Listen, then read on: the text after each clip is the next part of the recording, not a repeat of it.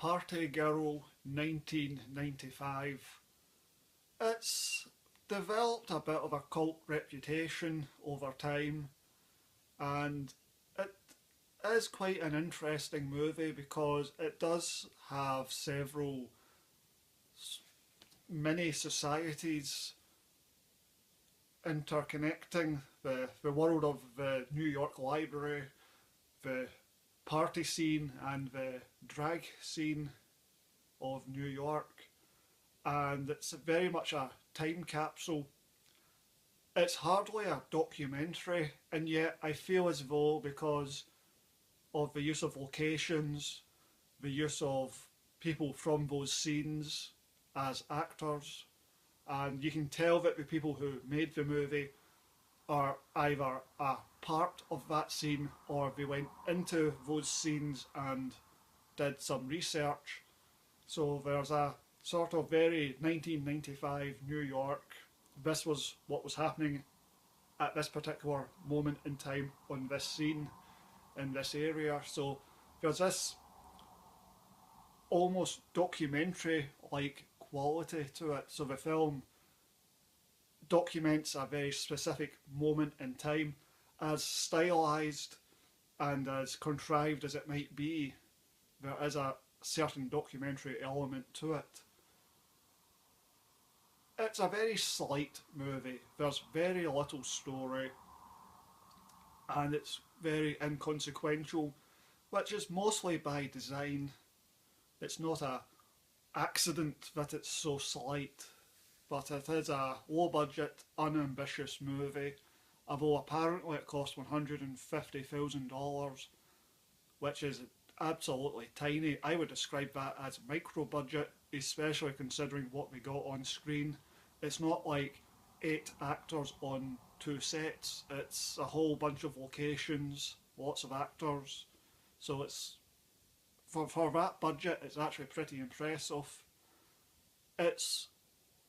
I watched it on Amazon Freevee, and it's in full screen, and the picture quality is not very good, but I think it was shot on 16mm and it was filmed in full screen. All the compositions look correct, nothing appears to be off screen, so I believe it is an actual full screen 16mm film, and a few shots are out of focus, and it has the hallmarks of being made on the cheap, but the budget isn't a big restriction on the film. It doesn't impact the film. You could say the low budget adds a certain punk energy to it and adds to the documentary feel. They didn't have the money to do crazy set dressing or to create their own world. They had to go into the world that already existed and just document what was already there. So it's an interesting movie. It has developed a deserved cult reputation. It still remains very, very obscure, but in certain circles it's well remembered and well thought of, and it's certainly worth a watch. Now, this is my 4th viewing of the movie. I think in the past I've always given it 6 out of 10, meaning above average. This time I maybe got into it a bit more. Well, for whatever reason, this time I would describe it as actually pretty good. I would give it 7 out of 10.